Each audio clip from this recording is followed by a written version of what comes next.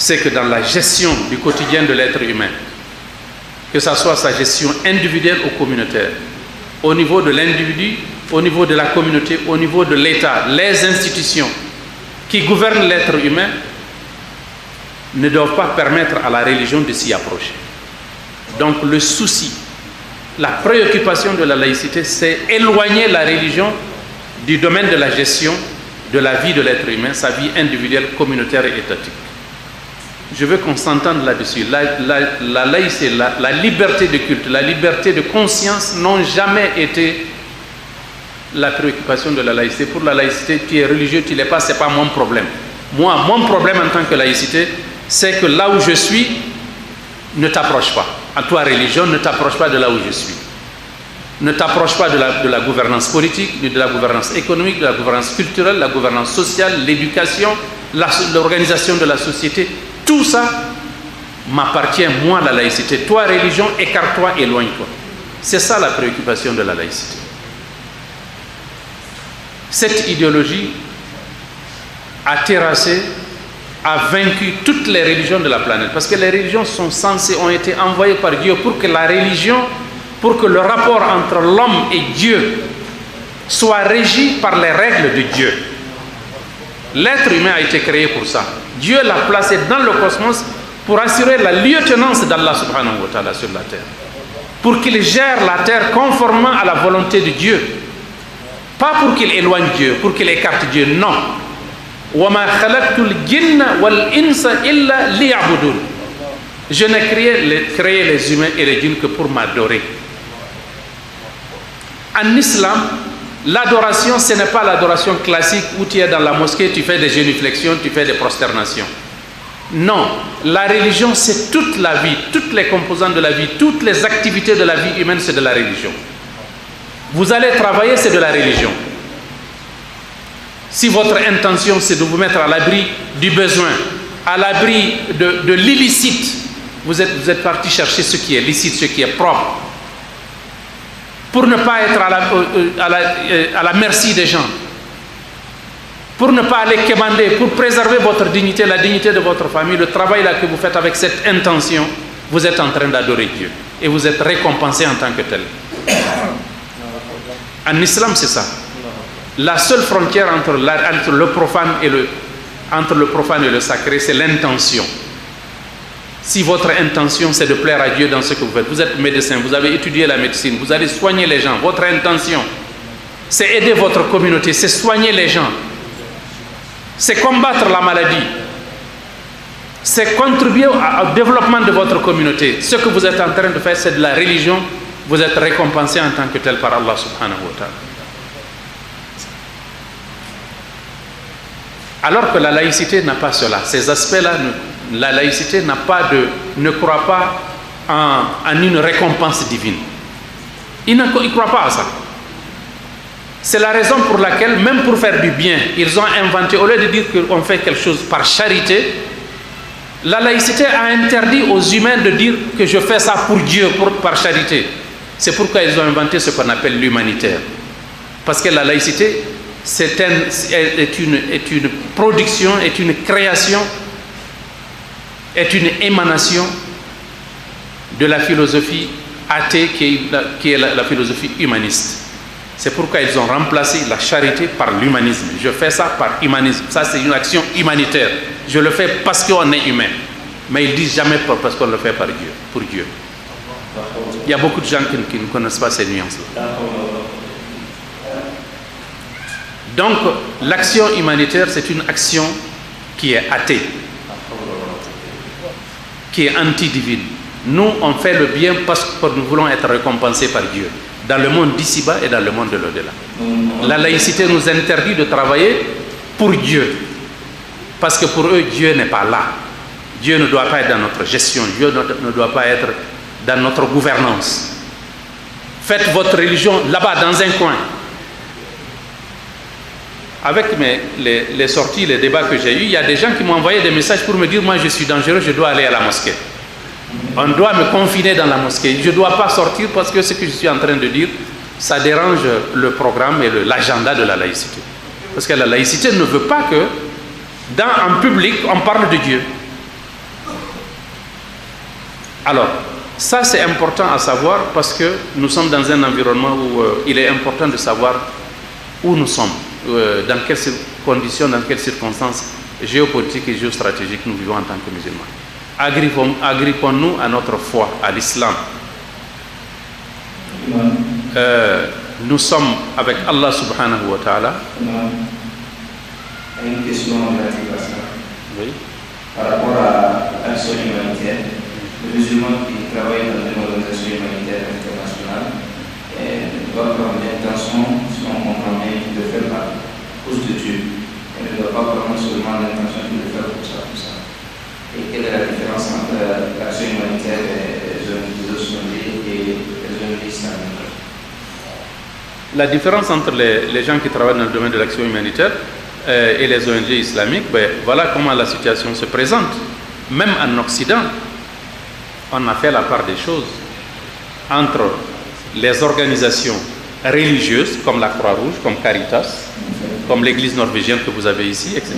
Les gens qui travaillent pour la religion. Ou bien par exemple le groupe de l'abbé Pierre qui distribue qui fait des œuvres de bienfaisance, de charité en France, etc. Ou bien Mère Teresa qui a vécu, je ne sais pas, 20 ans, 30 ans, 40 ans en Inde, évidemment pour évangéliser les Indiens, mais pour travailler en dessous dans le domaine de caritatif. Il y a une différence entre ces gens-là, même en Occident, et les organisations humanitaires qui sont athées. Oui, qui sont athées, qui travaillent pour, disent-ils, pour aider l'humanité. Parce que c'est des gens quelqu'un qui ne croit pas en Dieu, il ne croit pas en une récompense divine. Il ne croit pas que dans l'au-delà, il y aura une résurrection où les gens vont comparaître devant Dieu subhanahu wa ta'ala pour être récompensés par les actes. Ces gens-là, on ne peut pas compter sur eux pour une action qui sera faite dans le domaine du divin. Moi, je parle en fait de nous les musulmans.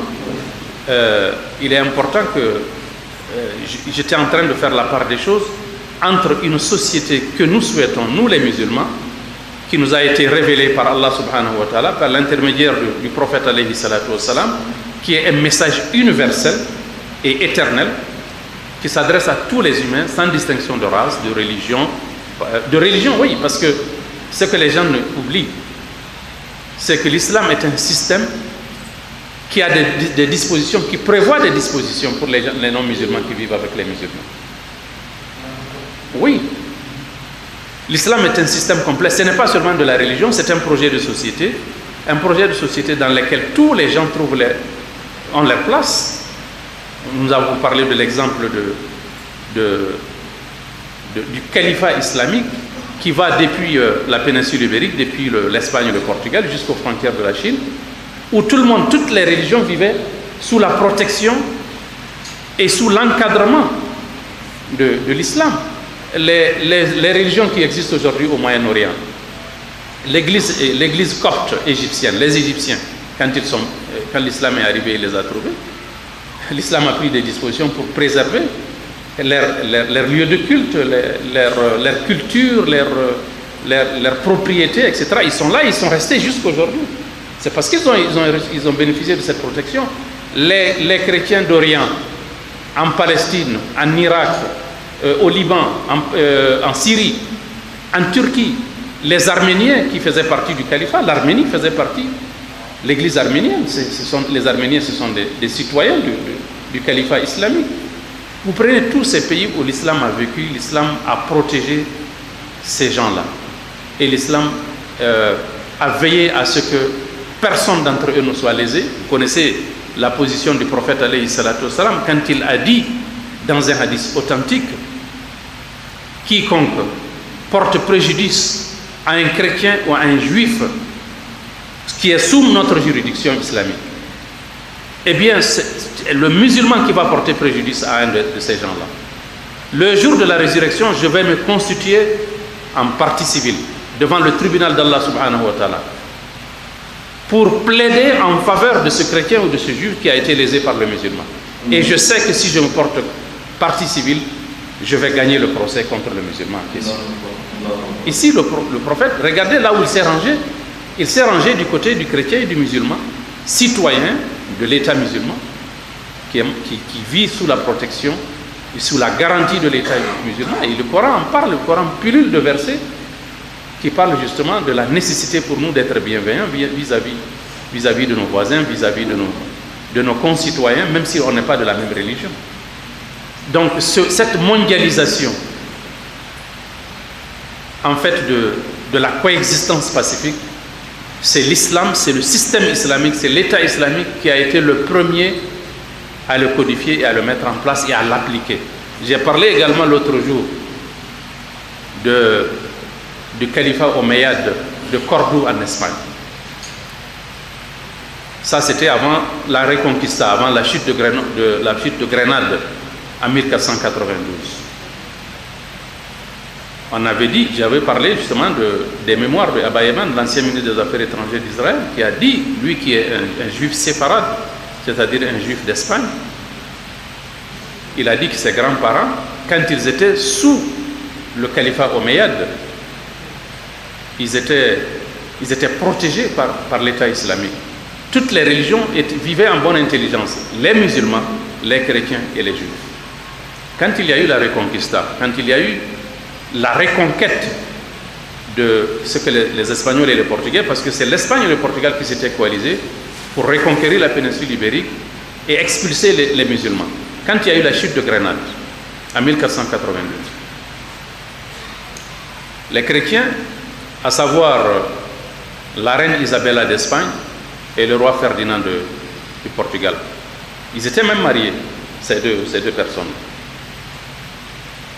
Quand ils se sont coalisés et qu'ils ont eu le dessus, ils ont mis en demeure les non-chrétiens, c'est-à-dire les musulmans et les juifs. Ils leur ont imposé de choisir entre deux alternatives, soit de se convertir au christianisme et de rester dans la péninsule ibérique, ou bien de plier leurs bagages et de sortir et de partir là où ils veulent. Les musulmans et les juifs. Ces informations ont été rapportées dans les mémoires de Abba Eban, l'ancien ministre des Affaires étrangères d'Israël. C'est un témoignage qui est venu donc d'une source qui n'est pas une source musulmane. Et ce document, ces mémoires existent aujourd'hui. Et ça, c'est le cas des chrétiens. Les juifs, si vous prenez l'exemple, en 1967, après la guerre des 6 jours, quand Israël, avec l'aide évidemment des pays occidentaux,